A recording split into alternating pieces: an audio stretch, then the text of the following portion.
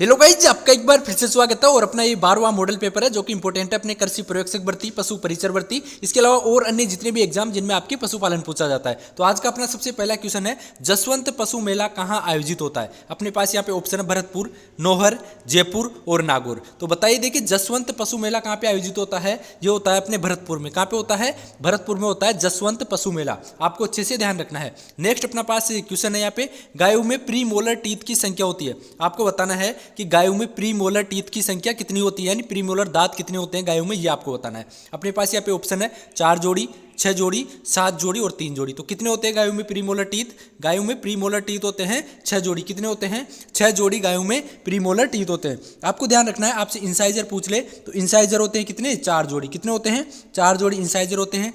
Pre molar की बात करें तो 6 जोड़ी होते हैं। इसके अलावा मोलर की बात करें तो मोलर भी 6 जोड़ी होते हैं। तो अच्छे से ध्यान रखिएगा, इंसाइजर 4 जोड़ी होती है, प्री मोलर 6 जोड़ी, और यहाँ पे फिर मोलर पूछ ले तो मोलर भी 6 जोड़ी यहाँ पे दांत होते हैं। नेक्स्ट क्वेश्चन है अपना, संतति के उत्पादन के आधार पर सांड की श्रेष्ठता का आकलन किसके द्वारा किया जाता है। संतति के उत्पादन के आधार पर सांड की श्रेष्ठता का आकलन आपको बताना है। अपने पास यहाँ पे ऑप्शन है, ये देख सकते हैं, दुग्ध अभिलेख द्वारा, वंशावली अभिलेख द्वारा, सांड सूचकांक द्वारा और इनमें से कोई नहीं। तो बताइए देखिए, इसका यहाँ पे राइट आंसर क्या हो जाएगा। इसका यहाँ पे राइट आंसर हो जाएगा सांड सूचकांक। क्या हो जाएगा? सांड सूचकांक हो जाएगा, जिसे अपन सायर इंडेक्स भी बोलते हैं। ये आप देख सकते हैं, क्या बोलते हैं? सायर इंडेक्स या सांड सूचकांक के द्वारा संतति के उत्पादन के आधार पर सांड की श्रेष्ठता का आकलन किया जाता है। अपने पास क्वेश्चन है, निम्न में से सही सुमेलित है। यहाँ पे देखिए, आपको सही सुमेलित बताना है। बकरी का मांस मटन कहलाता है क्या? भेड़ का मांस च्यवन कहलाता है क्या? मुर्गी का मांस पोर्क और गाय का मांस बीफ। तो बताइए यहाँ पे सही सुमेलित क्या है। यहाँ पे सही सुमेलित है गाय का मांस है। ये क्या कहलाता है? बीफ कहलाता है। आपको ध्यान रखना है,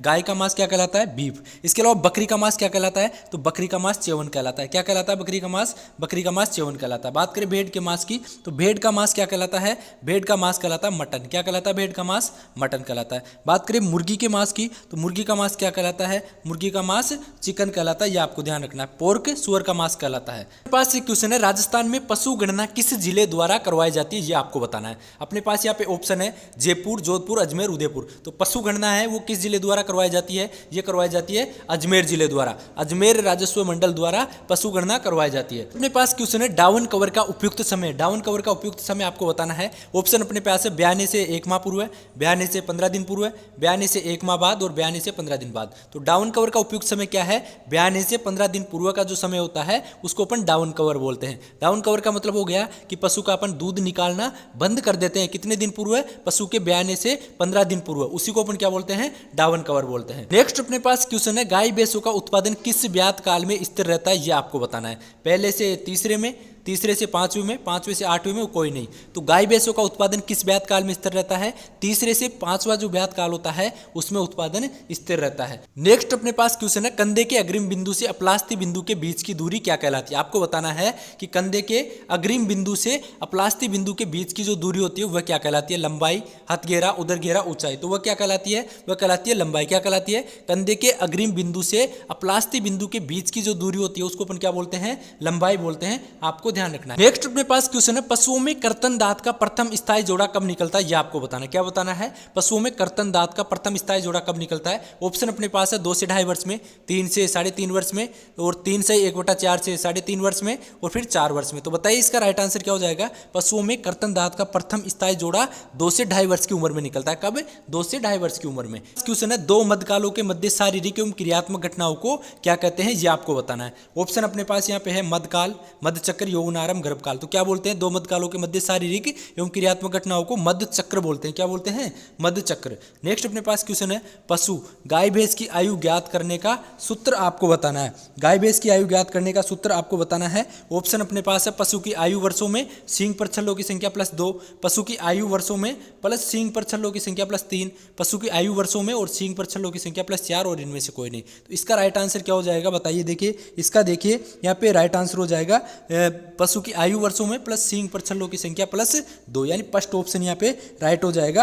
आपको अच्छे से ध्यान रखना है। नेक्स्ट अपने पास क्वेश्चन है, पशु का शरीर भार ज्ञात करने के लिए शेपर का सूत्र है। शरीर भार ज्ञात करने के लिए शेपर का सूत्र आपको बताना है। ऑप्शन अपने पास है, पशु का शरीर पौंड में बराबर लंबाई सेंटीमीटर में इंटू सीने का घेरा इंच में, फिर यहाँ पे 2 की पावर 300। पशु का शरीर भार पौंड में बराबर लंबाई सेंटीमीटर में इंटू सीने का घेरा इंच में 2 की पावर 200। पशु का शरीर भार पौंड में बराबर लंबाई इंच में इंटू सीने का घेरा 2 की पावर 300 इनमें से कोई नहीं। तो इसका राइट आंसर क्या हो जाएगा, थर्ड नंबर का ऑप्शन है, ये राइट हो जाएगा। पशु का शरीर भार पौंड में बराबर लंबाई इंच में इंटू सीने का घेरा इंच में 2 की पावर 300। ये आपको अच्छे से ध्यान रखना है, थर्ड नंबर का ऑप्शन है, ये पशु का शरीर भार ज्ञात करने के लिए शेपर का सूत्र है। नेक्स्ट अपने पास क्वेश्चन है, रोमंथी आमाशय का सबसे बड़ा भाग क्या कहलाता है। रोमंथी आमाशय होता है उसका सबसे बड़ा भाग आपको बताना है। ऑप्शन अपने पास है यहाँ पे ओमेजम, रेटिकुलम, रूमेन और एबोमेसम। तो बताइए देखिए इसका यहाँ पे राइट आंसर क्या हो जाएगा, इसका यहाँ पे राइट आंसर हो जाएगा रूमेन।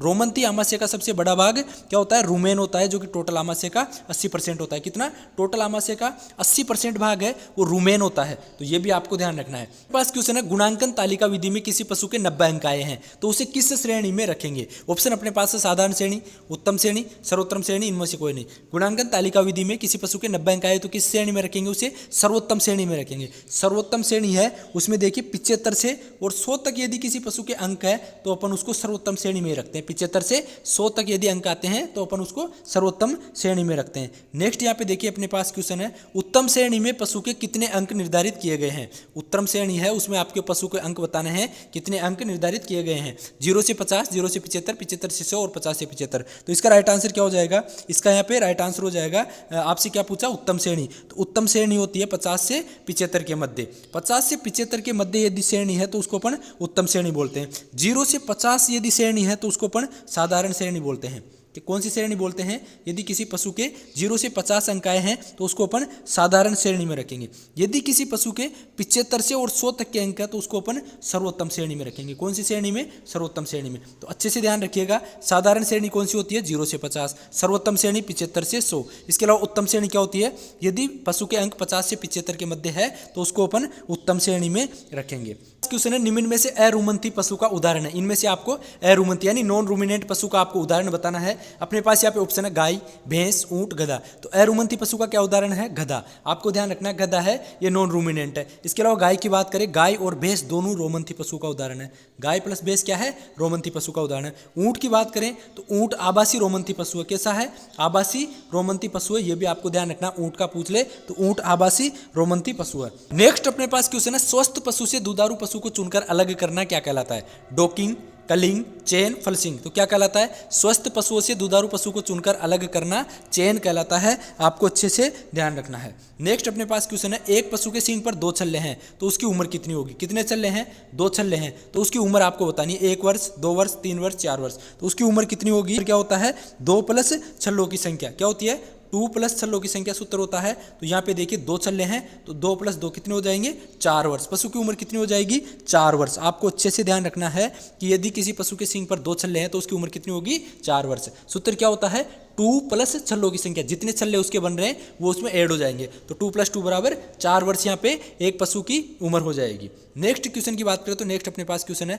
अनिषेचित अंडों में ब्लास्टोडर्म को क्या कहते हैं। अनिषेचित अंडे हैं तो उसमें ब्लास्टोडर्म को क्या कहते हैं, ये आपको बताना है। अपने पास यहाँ पे ऑप्शन है अंडाणु, जर्म स्पॉट, जर्म डिस्क और नन। तो बताइए देखिए, अनिषेचित जो अंडे होते हैं उसमें ब्लास्टोड्रम को क्या बोलते हैं, ब्लास्टोड्रम को जर्म स्पॉट बोलते हैं। क्या बोलते हैं, जर्म स्पॉट बोलते हैं अनिषेचित अंडों में ब्लास्टोड्रम को। इसके अलावा जो निषेचित अंडे होते हैं उसमें क्या बोलते हैं ब्लास्टोड्रम को, उसमें जर्म डिस्क बोलते हैं। क्या बोलते हैं, जर्म डिस्क बोलते हैं। तो आपसे पूछ ले कि निषेचित अंडों में ब्लास्टोड्रम को क्या बोलते हैं, तो जर्म डिस्क, और अनिषेचित अंडों में ब्लास्टोड्रम को जर्म स्पॉट बोलते हैं। देखिए अपने निम्न को सुमेलित कीजिए, इनको आपको सुमेलित करना है। सबसे पहले देखिए मुर्रा दे रखा है, इसके आगे सीकर, चूरू, झुंझुनू, सूरती के आगे पूर्वी अफ्रीका, नागपुरी के आगे बड़ौदा खेड़ा, बरबरी के आगे पंजाब और चोकला के आगे महाराष्ट्र। तो इनको आपको मिलान करना। आप कैसे करेंगे, सबसे पहले देखिए मुर्रा, मुर्रा है, इसका ओरिजिन क्या है, तो आपको ध्यान रखना है मुर्रा का ओरिजिन क्या है, मुर्रा का ओरिजिन पंजाब हो जाएगा। क्या हो जाएगा, पंजाब। तो यानी ए मिल जाएगा अपने, डी आ जाएगा, पहले में डी आ जाएगा। तो मुर्रा का ओरिजिन पंजाब हो गया। नेक्स्ट बात करें सूरती,